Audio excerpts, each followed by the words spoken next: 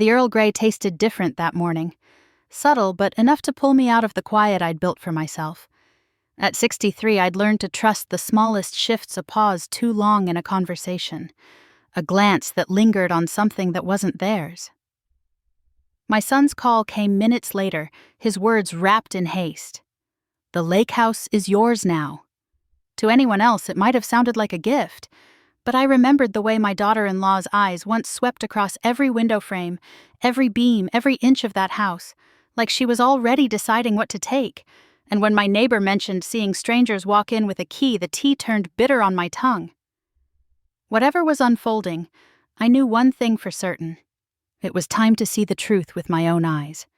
My name is Margaret Dalton, 63 years old, retired elementary school teacher, widow for 8 years now since Edward passed from a sudden heart attack. I've built a quiet rhythm in our little town of Ashford, Maine, a place where everyone knows which pie you'll bring to the church bake sale, and where the lake winds carry the smell of pine straight through your open windows. The lake house sits on the eastern edge of Clearbrook Lake, a 2-story cedar-shingled home my grandmother Harper bought in 1956. I grew up in that house, learned to swim in that cold, glassy water, and taught my son Ethan how to row a canoe from its weathered dock. It's more than a building. It's stitched into my bones. I was rinsing my mug when my phone buzzed on the counter. Ethan's name lit up the screen. He doesn't call often, at least not without a reason. "Hey, Mom," he said, his voice quick, almost rehearsed. "The lake house is yours now."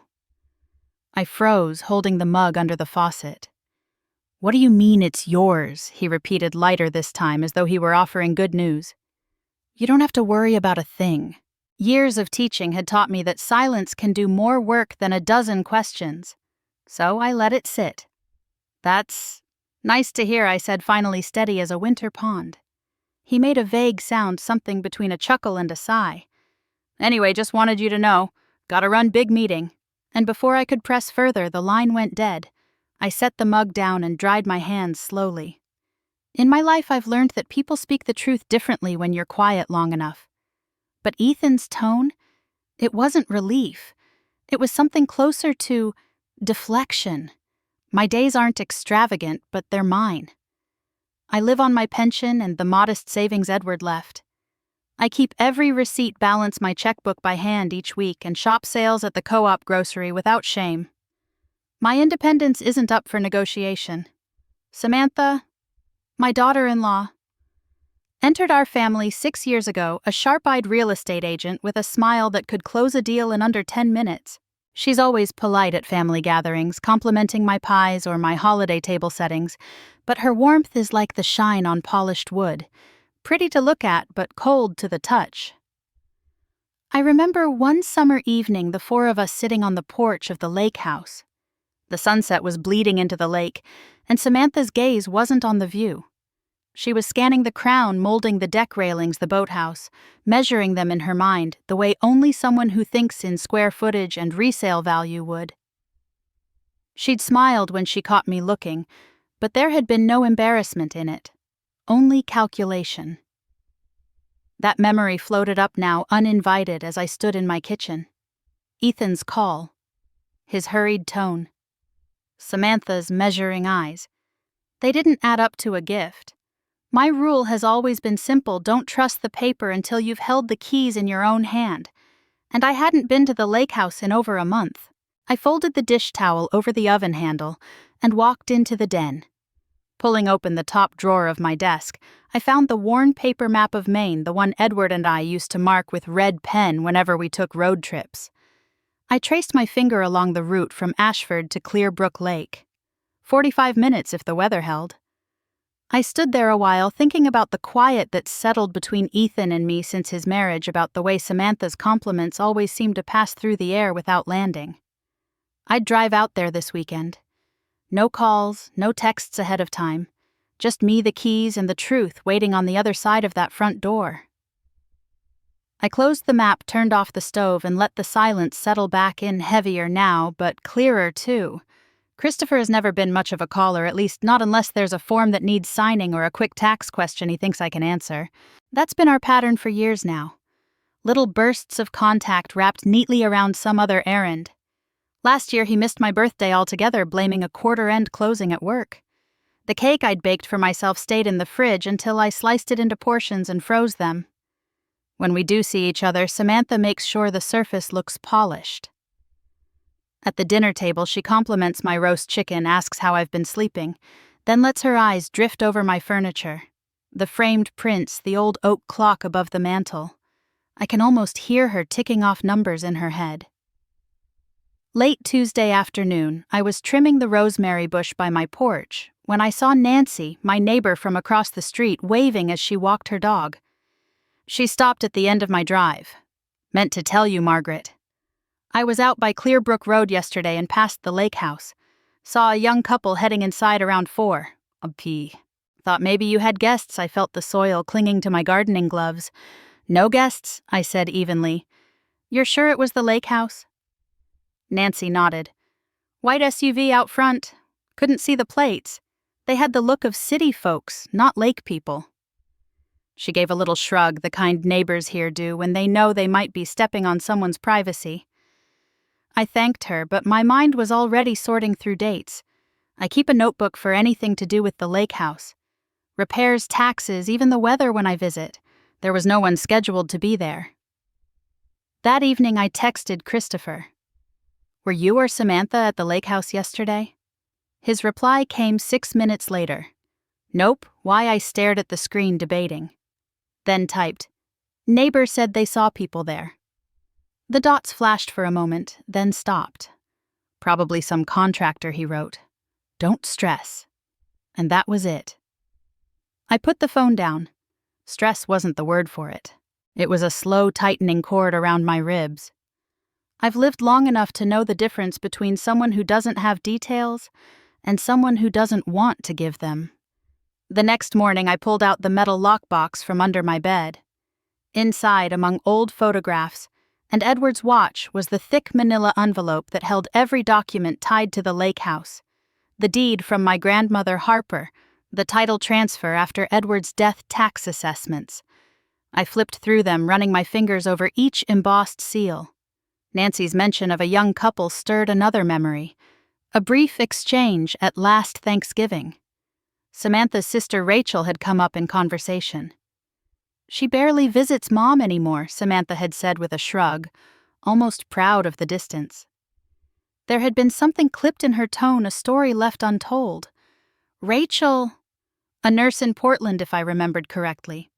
We'd met once years ago. Quiet, but her eyes had been kind. I made a mental note if Rachel rarely saw her mother, she almost certainly didn't spend afternoons lounging at the lake house. Whoever Nancy saw wasn't family. I closed the lockbox and carried the envelope to my desk. Under the steady hum of the desk lamp, I examined each page. No liens, no sales, no changes. At least not on paper I had in my possession. Still, the unease sat heavy. By nightfall, I'd decided I needed more than neighbors' glimpses and half-answers from my son. There was a small property management office in town. Pine Shore Realty. That handled several rentals along the lake.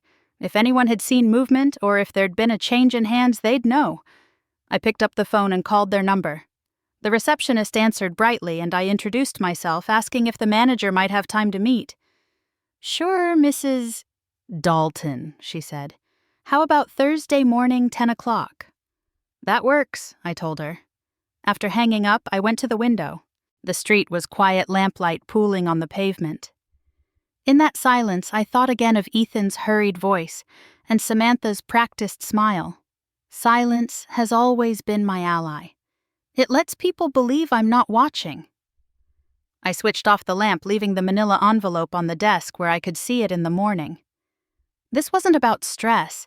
It was about knowing who had walked through the door of the lake house without my say, and by Thursday I intended to find out. The cafe on Main Street was already busy when I stepped inside, the smell of fresh espresso curling through the air. Linda Cooper was easy to spot. Mid-40s, sharp suit hair pulled into a neat twist, a leather portfolio resting in front of her like a shield. She stood as I approached, offering a firm handshake and a measured smile. Mrs. Dalton, thank you for meeting me, she said, motioning to the seat across from her. I settled in, folding my coat over the back of the chair. You said you had something regarding the lake house. Linda opened her portfolio and slid a manila folder toward me. Our company, Green Mountain Property Services, just took over management for the property. I assumed you'd want to be in the loop. The words felt like ice water down my spine. Management. As in, rental management. She nodded, tapping a neatly typed contract. Yes, 10-month lease, April 1st through January 31st. Rent paid in full up front. Frankly, the rate is lower than I'd expect for a lakefront property. 15% under market. I kept my voice level. And who authorized this? Linda turned the folder toward me and pointed to the top of the landlord's section. Owner of record Samantha Ellis. My fingers stayed still on the table, though my pulse had quickened. And the tenants, Luis and Maria Torres, new to Vermont, both work remotely. They seemed pleasant enough. Linda hesitated, then added, "There's something else. The cancellation clause in this contract is unusually loose. It gives the management company the ability to terminate on short notice if requested by the owner without penalty." It's not typical. I leaned forward. Do you have a copy of the original notarized ownership transfer? She flipped through the pages, her brows knitting. That's the other thing. The file I received didn't include a certified deed transfer, just a scanned signature page and a tax record that, well, looked like a photocopy of a photocopy. Her unease was clear, and oddly it steadied me. If Linda, who handled dozens of properties, was uncomfortable, my instincts weren't just paranoia. Would you mind if I took photos of these pages? I asked. She slid the contract closer. Go ahead. I'll email you the scans too, but you should know. If something's off, it's better to act sooner rather than later. These situations, they have a way of getting complicated fast. I took out my phone and methodically captured every page. The lease agreement, the landlord's authorization, even the page with the notary stamp. The seal looked too faint, almost smudged. Closing the folder, Linda said, I didn't feel right just filing this away without talking to you. I've seen owners blindsided before. I met her eyes. You did the right thing. We spoke briefly about next steps, but my mind was already elsewhere. On the county recorder's office and the digital database they'd launched last year. I'd be able to check any recorded deed changes in minutes. When we stood to leave, a gust from the lake swept down the street, slicing through my coat. It was the kind of cold that carried warning with it. I thanked Linda again, clutching my bag as I stepped outside. The wind felt sharper than it had that morning, the kind that made you draw your collar close and keep moving. By the time I reached my car, my decision was set. I wasn't going to wait for answers to find me. I was going to get them myself. The house was quiet, except for the faint hum of the refrigerator and the steady tick of the clock in the hallway. I pulled my laptop closer, the glow from the screen washing over the darkened kitchen. The Chittenden County Recorder's website loaded slowly, like it somehow knew I was searching for something I didn't want to find. I typed in the parcel ID for the lake house, my fingers steady even as my chest felt tight. The search results appeared one new transaction recorded just 2 weeks earlier. I clicked. Sale price $315,000. I sat back in my chair. The number felt like an insult. Waterfront property on Clearbrook Lake was going for at least $540,000 even in the slow months. Whoever sold it hadn't just taken it from me. They'd given it away. Seller of record Margaret Dalton. I stared at my own name on the page, then at the digital signature beside it. The loops were too tight, the slope of the letters too sharp. It looked like someone had tried to copy my handwriting after glancing at it once. I reached for my wallet and pulled out my driver's license. Side by side, the differences were obvious. The open curve on the D, the way my M always tilts slightly right. The signature on the deed had none of that. My stomach tightened as I clicked the image of the notary page. There it was, a faint smudged seal, the kind that might pass at a glance. I zoomed in until the numbers in the commission ID filled the screen, then opened the Vermont Secretary of State's notary database in another tab. No results found. The air in the kitchen seemed to grow colder. A false seal meant the entire transaction was a fraud, paperwork built on nothing but forgery. I hit print to PDF and saved the file to my desktop. Then I took screenshots of the search results, the seal, the date, and timestamp in the corner of my screen. If this ever went to court, I wanted a trail no one could erase. From the folder on the counter, I pulled the photos I'd taken of the lease from Linda. I compared the dates. The sale recorded March 9th, the lease signed March 15th. The ink had barely dried before someone started collecting rent. I opened a new page in my notebook and wrote at the top in block letters, Evidence Log, 1, County Sale Record, $315,000 fraudulent signature. 2, Notary Seal, invalid commission number. 3, Lease Agreement, signed after fraudulent sale, landlord listed as Samantha Ellis. Underneath, I wrote the questions I needed answered. Who submitted the deed through which office? Who posed as the notary? And, though I already suspected, who was getting the rent money? I thought of calling Ethan right then, demanding an explanation. But the thought passed just as quickly. I wasn't going to tip my hand until I had more than suspicion. Instead, I created a new folder on my desktop, Lake House Evidence. Every file, every screenshot, every note went inside. Then I backed it up to a flash drive I kept in my desk drawer, the one Edward had once used for our tax records. When I finally closed the laptop, the kitchen clock read 2:17 a.m. My eyes burned from staring at the screen, but my mind felt sharper than it had in weeks. I turned off the light and stood for a moment in the doorway, the house around me still and silent. The path forward was clear now. I knew what had been done.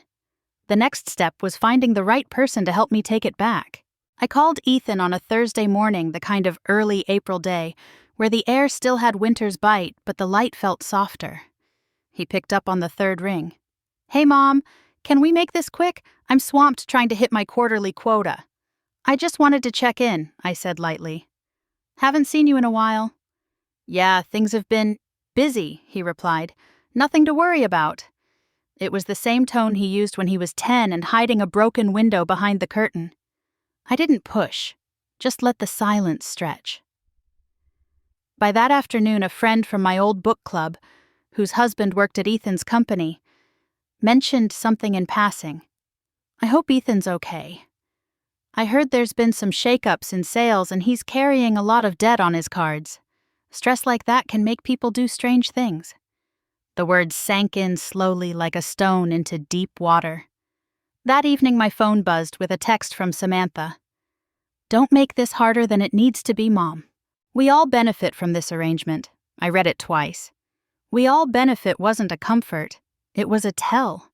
It meant she believed there was already an agreement, one she expected me to play along with.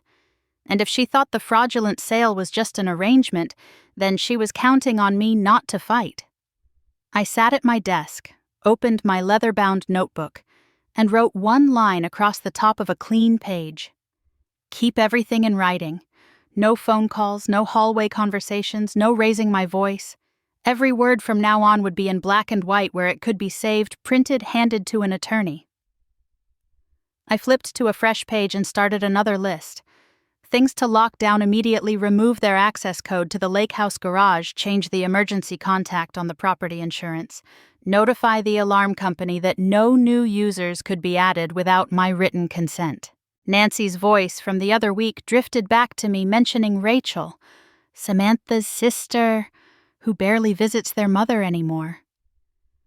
I didn't know what that meant, but families with cracks tend to have more than one fault line. If Samantha's own sister kept her distance, there might be more to uncover. I searched online for civil litigation attorneys in Burlington who specialized in property disputes. By the time the kettle whistled, I had a short list of 3.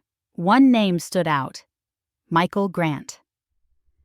His reviews spoke of meticulous preparation and a knack for handling cases quietly but effectively. Before I could second-guess myself, I called his office. The receptionist answered, warm but efficient. Mr. Grant can see you Monday at 9, she said. I'll be there, I told her. After hanging up, I went to the printer and ran off 2 pages from my notebook, the evidence log and the security checklist. The paper was still warm when I slid it into the front pocket of my handbag. This wasn't going to be a confrontation built on emotion. It was going to be a case with dates, documents, and a strategy. And by Monday morning, I'd have a lawyer at the table with me. Michael Grant's office was on the second floor of a brick building downtown, the kind with tall windows that let in too much April light. He stood when I walked in, a solid man in his early 50s, with a handshake that told me he'd seen his share of tense rooms. "Mrs. Dalton," he said, gesturing toward a chair at the polished oak table in the center of his office. "Let's take a look at what you've got."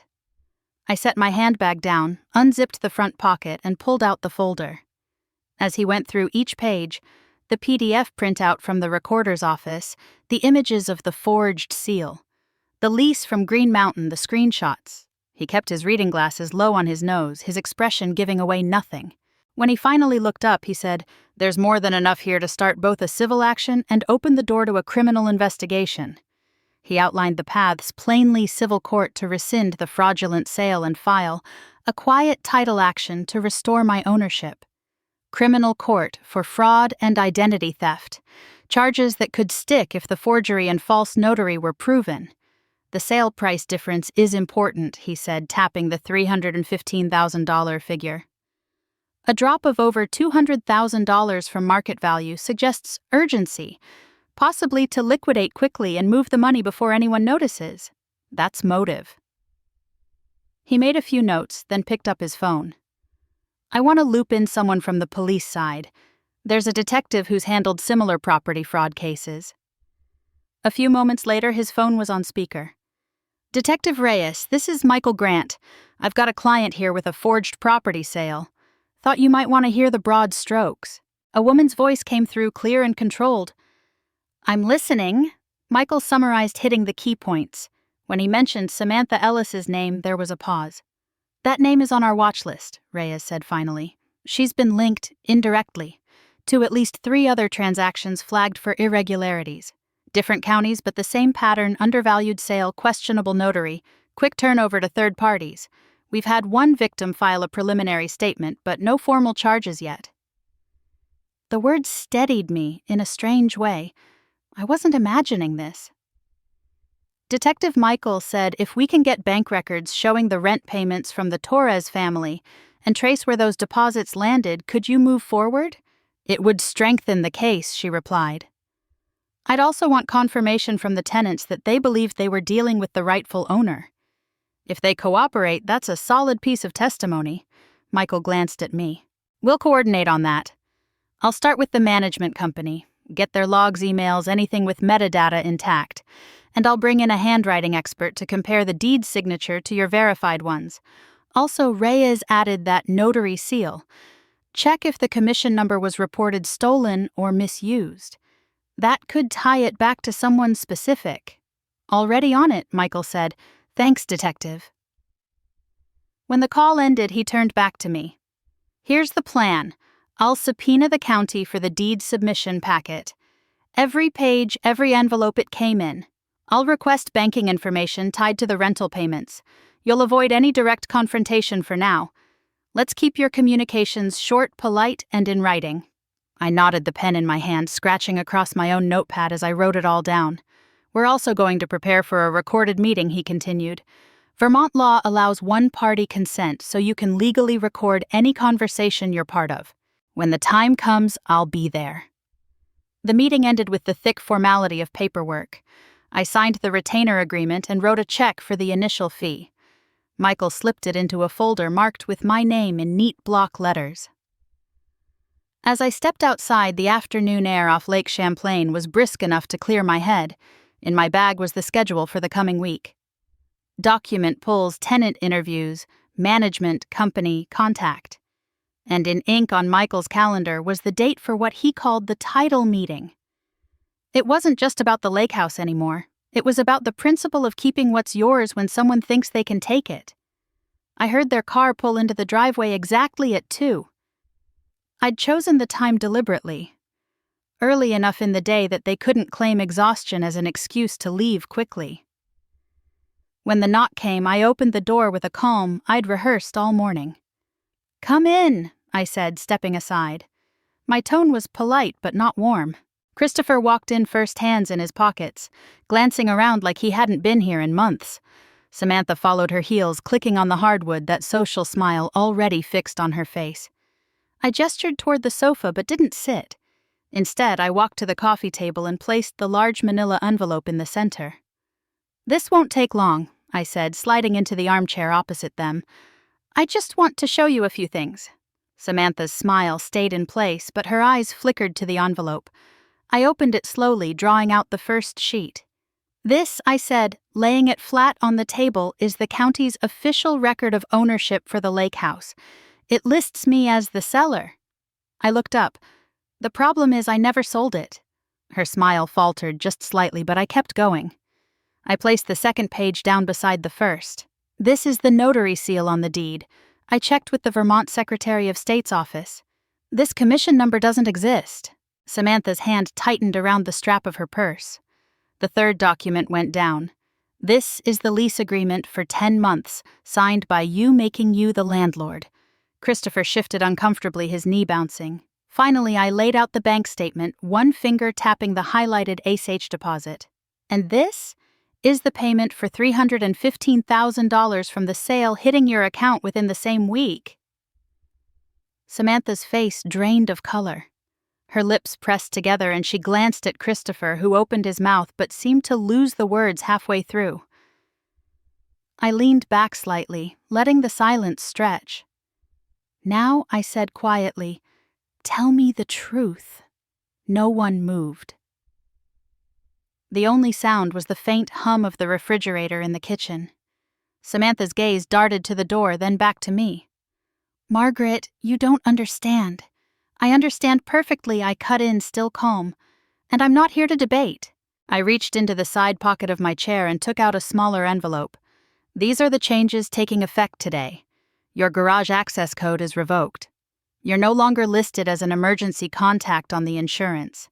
And any items you've stored at the lake house will need to be collected by appointment. Through me, in writing." Christopher looked between us, something shifting in his expression, like he was seeing his wife and me in the same frame for the first time and realizing the gap between us. I gathered the documents back into the folder, closed it with deliberate care, and set it beside my chair. Neither of them spoke as they stood. Samantha's face was still pale and she avoided my eyes as they walked to the door. When the latch clicked behind them, I picked up my phone and typed a short message to Michael. "It's done." By the last week of April, the case had a rhythm. Phone calls, document drops, brief meetings with Michael where every piece seemed to slide into place a little tighter. Michael and Detective Reyes had already filed the affidavit for an arrest warrant, each paragraph carefully stacked with evidence. Green Mountain Property Services sent over their complete file, the lease, the email exchanges with Samantha, the payment logs. Even the Torres family, once hesitant, agreed to cooperate fully. "We just want to be sure we're in the clear." "Mr. Torres told Michael over speakerphone, "We don't want any trouble down the line." The bank confirmed what we already knew. The $315,000 deposit was tied directly to the sale of the lake house. Seeing it on paper in the bank's own stamped statement still made my chest tighten. Then one afternoon my phone rang with a number I didn't recognize. The voice was cautious at first. "Margaret, this is Rachel Morgan, Samantha's sister." I remembered the neighbor's comment about her rarely visiting their mother. "Yes, Rachel. What can I do for you?" "It's not what you can do for me," she said, her words tumbling faster. "I need to tell you something. Back in 2018, she convinced me to co-sign a student loan, said it would help me cover my last year of nursing school. The money never went to tuition. I spent the next 3 years paying off a debt for a degree I already had. I let the silence hold for a beat, giving her space. "She's done this before," Rachel continued, "not with houses, but with people. She knows how to make paperwork look real. I have emails she sent me and stuff about how to adjust documents so they pass a quick glance. I didn't think much of it then, but you should have them." By the next morning, those emails were in Michael's inbox. He read them with a faint smile that meant they'd just been handed a gift. This, he said, tapping the printed pages is exactly the bridge we needed between character evidence and direct involvement. He added Rachel to the witness list alongside Linda from Green Mountain, the Torres family, the handwriting expert, and the notary's office confirming the stolen seal. The chain was tightening. In the middle of all this, I kept my own routine steady. Morning walks along the lake trail, jotting reflections in a leather journal, keeping my breathing slow and even. I'd learned that balance wasn't the absence of chaos. It was the decision not to let chaos run the day. Christopher sent only short texts now. Hope you're well. Busy week. Never a call, never a visit. It told me everything without telling me anything. One Friday evening, Reyes called directly. We have enough for the warrant, she said. She's under active surveillance now. No flights, no sudden road trips. If she moves, we'll know. I thanked her, closed my notebook for the night, and glanced at the clock. The house was quiet, the kind of quiet that didn't ache anymore. I set the journal beside the lamp, turned out the light, and felt, maybe for the first time in weeks, that I could sleep without my mind racing ahead. The call came just after 9 in the morning.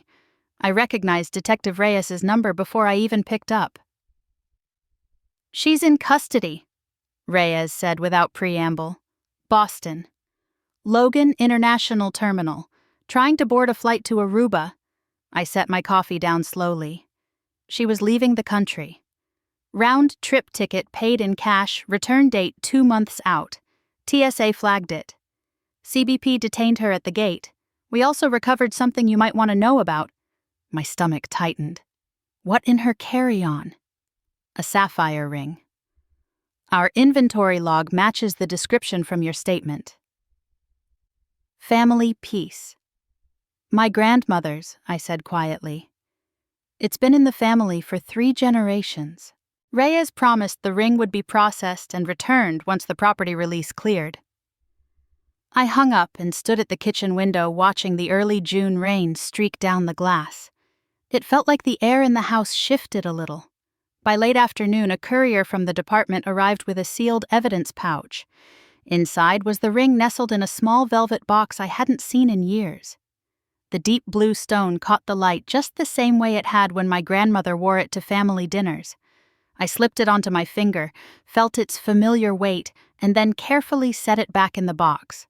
Along with the ring came a printed TSA report, passport confiscated cash, counted and logged boarding pass stapled to the back.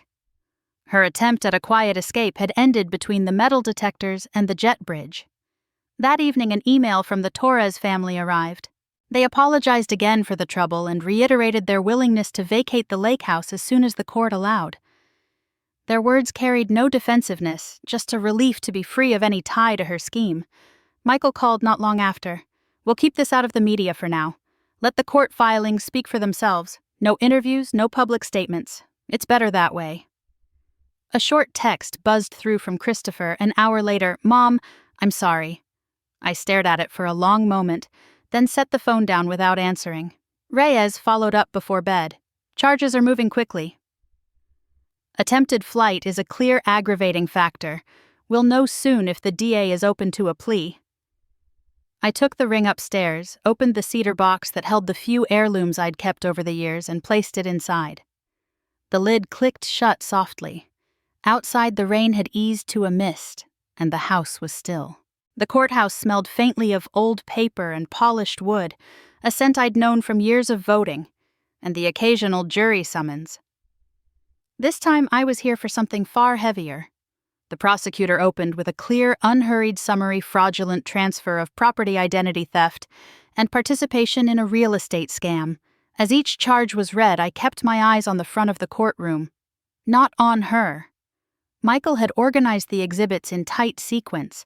Photographs of the forged deed, the notary seal number flagged as stolen, the lease agreement with the Torres family, and the bank statement showing the $315,000 deposit. Each piece of paper felt like a brick laid in a wall between what she'd tried to do and what she could no longer escape. Witnesses followed in quick order. Linda spoke about receiving management instructions from the new owner without the original notarized documents. Mr. and Mrs. Torres described their confusion when they learned they were part of a fraudulent transaction. Rachel testified quietly, her voice steady as she recounted the earlier con that had cost her years of trust in her own family. The handwriting expert compared my signature on official IDs with the deed. The differences were undeniable even to an untrained eye. When it came time for her to stand, Samantha didn't fight it. She entered a guilty plea under a negotiated deal. 6 years in state prison with the possibility of early release if she repaid damages and cooperated in other investigations. The judge's tone was measured but unmistakable. This court takes particular notice of the breach of familial trust. Such betrayal cuts deeper than any financial loss. On the civil side, the rescission agreement was confirmed. The buyer agreed to void the sale rather than endure a drawn-out lawsuit, clearing the path for the title to return to me. Restitution included coverage of legal fees and an additional amount to offset the months I'd been denied use of my own property. From my seat at the plaintiff's table, I could see Christopher in the gallery. His shoulders were slumped, his gaze fixed somewhere near the floor. He didn't look at me once. I didn't search for his eyes either. Michael leaned over as the session wrapped. The federal team will keep digging into her other transactions. For now, this closes the state's case. When the gavel came down, I gathered my papers with the same care I'd taken when I first handed them over months ago. Outside, the Vermont autumn light spilled across the courthouse steps, warm on my face. There was no rush of triumph, only a steady, quiet relief as I walked toward the street. The keys were cool in my palm, heavier than I remembered, as Michael handed them over along with the final set of papers from the clerk's office. "It's all yours again," he said simply. A short handwritten note from the Torres family was tucked into the folder, apologizing for their part in the mess. I'd already told them they weren't to blame, but seeing their careful script still softened something in me.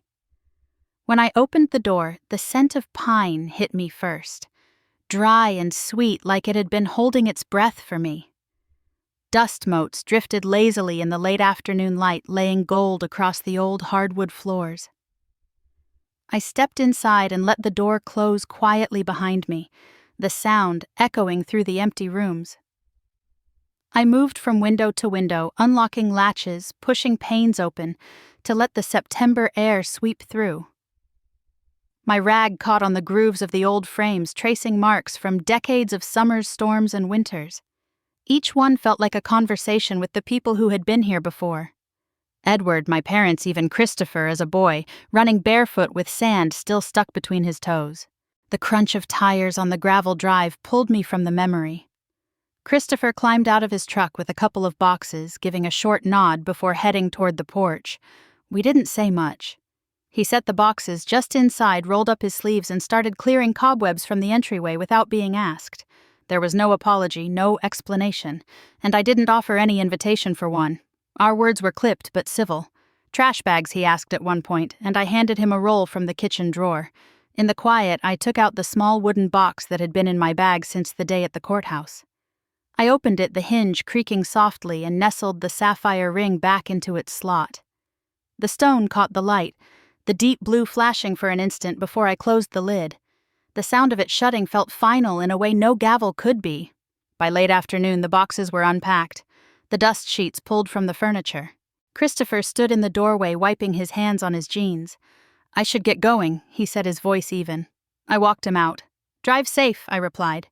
It wasn't warm, but it wasn't cold either.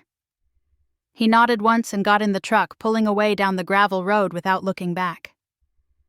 I stayed on the porch for a long time, the boards warm under my bare feet.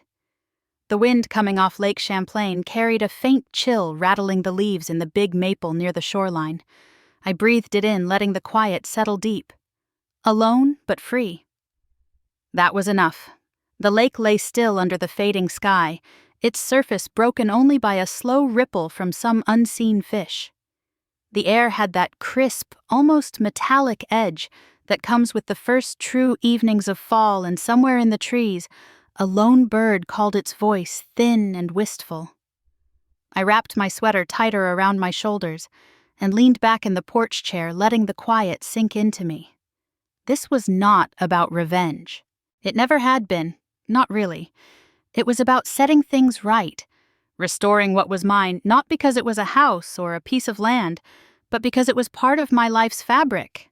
Boundaries are not walls. They are lines that let you know where safety lives.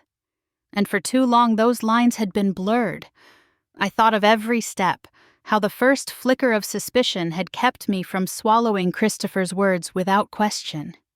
How each document, each detail had built the shape of the truth. The confrontation in my living room, the legal grind that followed, and now the stillness of a home reclaimed. Faces came to me in the golden light. Linda, with her steady voice and folder of contracts. Detective Reyes's quick, decisive tone. Michael Grant's calm precision in the courtroom. The Torres family, who wanted nothing more than to step out of the mess. And Rachel, whose courage in speaking about her own past had helped seal the case. Christopher hadn't been by since that afternoon we unpacked. I'd heard through a mutual friend that he was renting a small place on the other side of town and working longer hours. He sent a short text a week ago. "Hope you're well." And I had replied with the same words. The door between us wasn't shut, but I had no plans to cross the threshold unless he did so with honesty in his hands. Inside, the kettle clicked off. I poured myself a mug of chamomile and carried it back outside, holding it close to warm my fingers. The first sip was smooth, the bitterness gone. Maybe it was the tea, maybe it was me. I looked out over the lake, the water now reflecting the last streaks of orange and violet before night took hold. I promised myself, aloud in the empty air, that I would keep this house, guard my peace, and never again doubt my right to both. We all have moments when we stand at the edge of losing something that matters, whether it's a place, a principle, or a piece of ourselves. Sometimes we fight loudly. Sometimes we fight quietly, but with no less force. If you've had a moment where you had to draw your line and protect what was yours, I'd like to hear it. Share it so that these quiet power stories keep lifting each other up. The porch light flicked on, casting a warm glow across the steps. I took a deep breath, the air cool and clean, and let it fill me. The sky deepened into indigo, and for the first time in a long while I felt exactly where I was meant to be.